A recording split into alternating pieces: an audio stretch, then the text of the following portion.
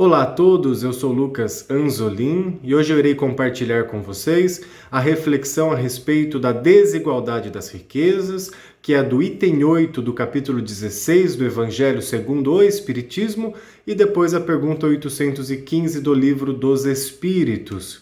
E esse início de trecho, do item 8 do Evangelho, ele traz uma pergunta para que nós possamos refletir e trazer para a nossa vida. Então eu vou falar a pergunta e depois eu já complemento também com a própria resposta, Então, a pergunta é assim: por que todos os homens não são igualmente ricos? Dentro aqui da reflexão, logo nas primeiras linhas, já surge essa pergunta: por que todos os homens não são igualmente ricos? E a resposta vem por uma razão muito simples. É que não são igualmente inteligentes, ativos e laboriosos para adquirir, ou não são sóbrios e previdentes para conservar.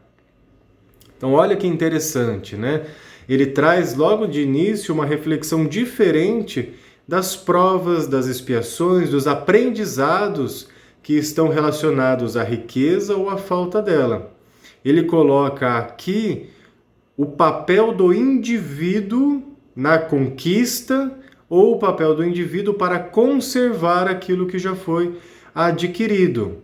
E aí nós trazemos essa reflexão para o dia a dia, Independente dos nossos aprendizados que vêm de outras vidas, independente do nosso plano reencarnatório, vamos olhar agora para essa faixa da existência que aqui estamos no presente.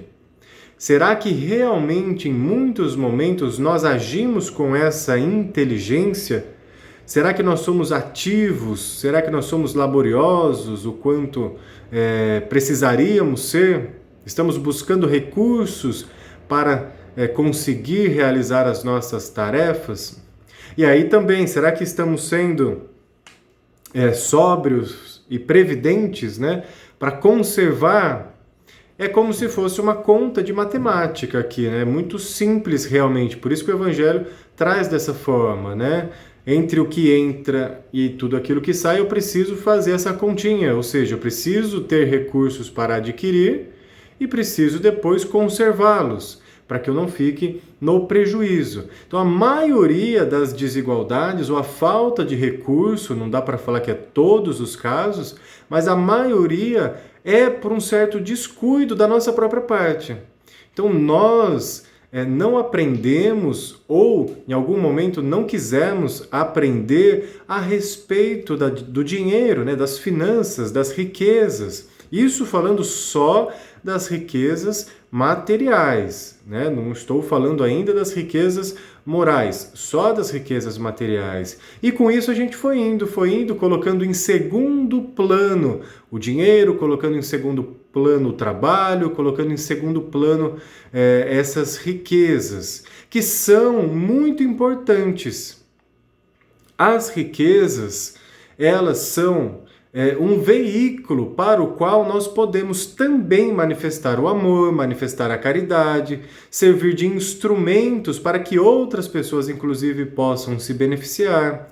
Então, quando eu olho para a riqueza e entendo que é algo positivo, ou melhor, quando eu olho para a riqueza, eu entendo que eu posso fazer algo dela bom, que eu posso olhar para ela de forma positiva, eu tiro aquele peso, por exemplo, que a gente acabou se acostumando a ouvir falar, às vezes a brincar, o dinheiro ele é sujo, quem tem muito dinheiro é porque fez alguma coisa errada. São aquelas coisas populares que nós acabamos falando, mas isso vai se tornando uma certa verdade, porque nós temos desde lá de trás um conceito, até mesmo religioso, que foi vindo de geração em geração, que o dinheiro não era algo que facilitava o nosso progresso espiritual. Então, se ele não facilitava o meu progresso espiritual, eu faço o quê? Que ele também não chegue até mim. Então, eu deixo ele longe. Porque, isso aqui pode me atrapalhar, então é melhor eu não utilizar. Então, eu vou deixar isso longe, porque se eu tiver dinheiro ou riquezas materiais, eu não vou saber lidar muito bem com aquilo. E aí pode ser que eu faça alguma coisa que não é legal. Então, quando eu trago foco para mim, para o indivíduo, eu vejo que a riqueza e o dinheiro simplesmente são um instrumento. Agora, o que eu vou fazer dela, aí cabe a mim. Então, eu posso utilizar as riquezas, eu posso utilizar o dinheiro em favor da vida, em favor da caridade, e não é em favor simplesmente eu pego tudo que tenho e dou aos outros.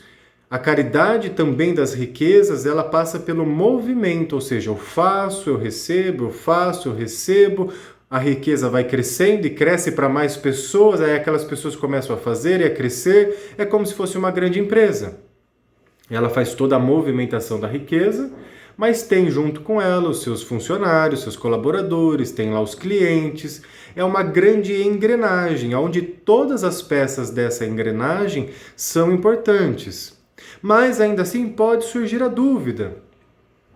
Por que que o dinheiro é simplesmente dado para alguns ou para outros, né? Aí a gente vai começando a entender então os desafios de cada indivíduo dentro do seu processo evolutivo. Mas o Evangelho ele coloca aqui também que se essa fortuna, né, pegasse a fortuna de todo mundo e dividisse igualmente para todas as pessoas, também não resolveria. Porque todos teriam ali igualmente as riquezas, né? Aqui ele já até coloca que a palavra é insuficiente, né? Ou seja, as riquezas seriam até insuficientes para que tudo continuasse a girar e a progredir, mas ele coloca que em virtude, né, da diversidade, das características e aptidões das pessoas, isso também poderia o quê? Com o passar do tempo, se descompensar novamente. Porque vai depender do indivíduo, da sua coletividade, do seu grupo. Então não seria uma solução tão lógica e principalmente a longo prazo simplesmente dividir por dividir. Então eu posso dividir, compartilhar, mas eu preciso dar um sentido àquilo. E mais do que um sentido, eu preciso transformar aquilo em algo útil para mim e para os outros, sempre nesse fluxo de troca. Ora eu recebo, ora eu forneço. E assim isso vai se construindo nesse grande giro que as riquezas pedem. O nosso mundo material tem a moeda, as riquezas, como sendo um grande veículo de interligação das pessoas. Nós também nos relacionamos, nós também nos unimos uns aos outros através da riqueza. Só que como eu acho que a riqueza não é algo saudável, eu esqueço da importância que ela tem de ligar uns aos outros. Quando eu vou num comércio, eu vou lá, eu compro, sei lá, um pãozinho na padaria, eu estou gerando vínculo com aquela pessoa. E aquela pessoa está gerando vínculo comigo. Não um vínculo negativo, mas um vínculo onde há interação. Eu estou interagindo com o meu irmão. E a moeda ali, naquele caso, ela serviu de instrumento para que isso acontecesse. Eu lembro de uma historinha que eu encontrei na internet há um tempo atrás. Era atribuída a Joana de Ângeles e ao Divaldo. Eu não sei exatamente se realmente é, porque eu não li isso em algum livro, eu li na internet. Infelizmente, às vezes na internet tem muitas histórias que são atribuídas a vários autores, mas vou considerar que seja realmente do Divaldo e da Joana de Ângeles. Então tinha lá uma passagem onde uma senhora muito rica tinha um anel de brilhante, né, que valia muito dinheiro, né? E aí foi questionado, né, por que aquela pessoa tinha aquele anel, o porquê daquela riqueza toda, se isso não seria algo prejudicial até, desculpa, não seria algo prejudicial até, enfim. E aí vem a reflexão, né, de Joana, voltando desde a origem daquele diamante, por onde ele passou, pelas mãos das pessoas, pelos comerciantes, pelas pessoas que venderam, pelas pessoas que lapidaram. Aí vem a reflexão, que bom que aquela senhora teve dinheiro e condições de comprar aquele diamante. Isso não quer dizer que ela está agindo com vaidade e com orgulho. Ela pode agir assim, mas vai depender dela. Não é o diamante, não é o dinheiro em si. Então, através daquele diamante, existe uma cadeia por trás de muitas pessoas que trabalharam, que se sustentaram através daquela venda, que tinham interação com outras pessoas. Então, olha que bacana, né? Por isso que eu falo da empresa de novo, né? Uma empresa que vende lá um produto X, por trás tem uma família, tem um funcionário, tem um colaborador, tem toda ali uma cadeia de relações que se beneficiam daquele processo. E assim todos vão progredindo, porque essas desigualdades, inclusive, é um dos fatores que faz a lei do progresso acontecer. Nós buscamos sim a igualdade, mas não podemos esquecer que somos, né, indivíduos, e cada indivíduo necessita de algumas particularidades. E graças àquilo que nos falta, nós podemos buscar. Porque se fôssemos todos iguais com relação às riquezas, se pensássemos todos iguais, se agíssemos todos da mesma maneira, aonde haveria progresso? Aonde conseguiríamos perceber, por exemplo, os conceitos de bem e de mal? Então, graças também a essas desigualdades, ou a diversidade da forma que o dinheiro e os outros aspectos morais se manifestam, nós conseguimos ter mais referência, ir aprendendo e seguindo adiante. E aí também o Evangelho coloca, né, que a fortuna é um meio de prova moralmente, né, uma prova moral também, mas como ao mesmo tempo é um meio poderoso de ação para o progresso. Então sim, né, a fortuna é um grande desafio para aqueles que a têm, mas é uma grande oportunidade para progredir. E aqueles que não têm também é uma grande prova moralmente, que pode ou não ser para o seu próprio progresso. Vai depender de novo de nós mesmos, o que eu faço daquilo. Claro, o Evangelho diz que é possível, através da inteligência, do trabalho, da busca, da insistência, conseguir adquirir e também depois, com a inteligência de preservar, ter ali um equilíbrio em tudo isso, né? Então, mesmo que nós tenhamos reencarnado com uma predisposição a sermos, né, provados através da riqueza ou através da miséria, ainda assim nós podemos ajustar isso no caminho. Então, se eu aprender a lição do dinheiro, eu posso então começar a utilizar isso para o progresso. E aí que é o bacana, não só meu, mas também das outras pessoas. O Livro dos Espíritos, deixa eu pegar ele aqui, a pergunta 815, ele vai fazer essa pergunta de qual que é mais, né? Qual prova é maior, né? A pergunta 815, qual das duas provas é a mais terrível para o homem, a da miséria ou a da fortuna? E os espíritos respondem, tanto uma quanto a outra o são. Então eles falam, as duas são. A miséria provoca murmúrio, ou seja, a miséria provoca mais queixas, mais lamentações contra a própria providência, contra o divino. Porém, a riqueza leva a todos os excessos.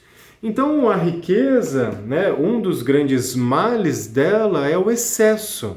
Não só o excesso da riqueza, mas os acúmulos desnecessários, tanto da parte material quanto de outras coisas que a riqueza pode proporcionar. Então, se você tem, por exemplo, uma dificuldade, vamos pegar um vício, que seja, né, um vício. Se você tem condições financeiras mais abundantes, você vai ter um excesso maior. Porém, também, quando nós olhamos na vida prática, nós vemos também pessoas desprovidas da riqueza material, mas que alimentam o vício da mesma maneira. Seja pelo auxílio de outros, seja por pequenos trabalhos que vão apenas alimentar ao vício. Então, de novo, não é a riqueza o grande problema. O problema é quando eu não ajo de forma correta com a riqueza. Riqueza é um grande instrumento para o progresso. Ou melhor, ela pode ser um grande instrumento para o progresso se eu assim fizer dela. Então eu olho, eu aproveito e eu sigo em frente. E aí também através da moral, né, eu vou me desenvolvendo, utilizando a riqueza ao meu favor e ao favor de toda a coletividade. Ele coloca aqui, né, o Evangelho ainda coloca aqui, né, por exemplo, da pobreza, né, da miséria, que ela traz uma prova de paciência, de resignação. E a riqueza traz o que? A prova da caridade e da abnegação.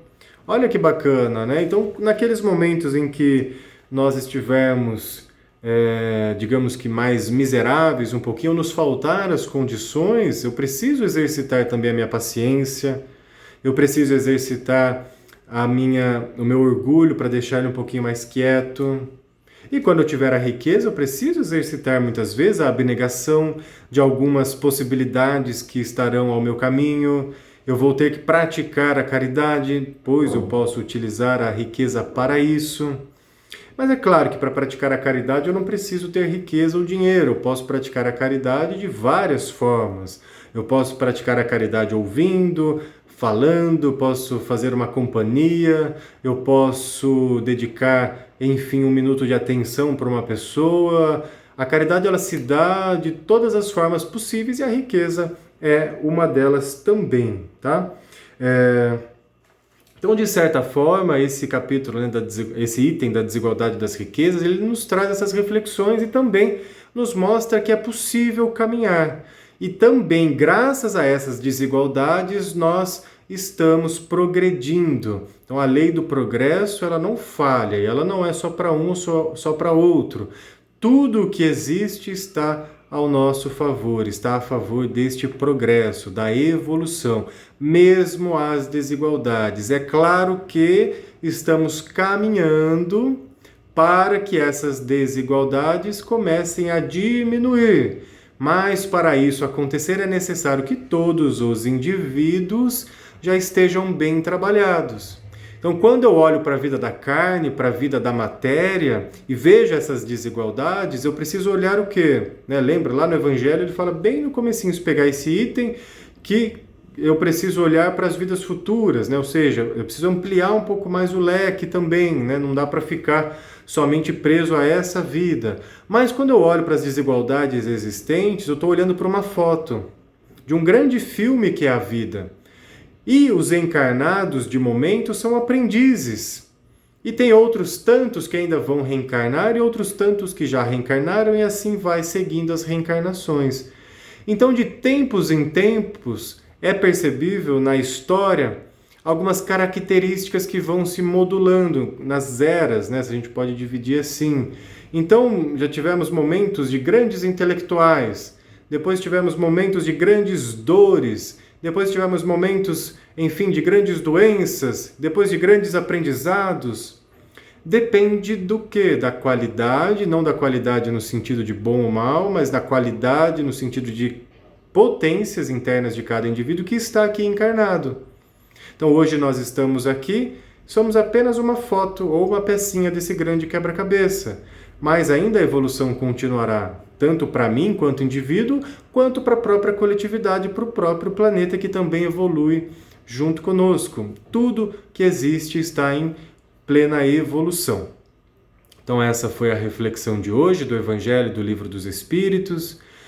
Desejo a todos que fiquem na luz, na paz do nosso Senhor Jesus e que Deus realmente nos abençoe e proporcione ao nosso caminho muito mais sabedoria, discernimento para agir de forma saudável com relação a essas nossas riquezas, porque sim, somos ricos, se não temos ainda aquela riqueza de alguns, mas somos ricos dentro daquilo que nós precisamos.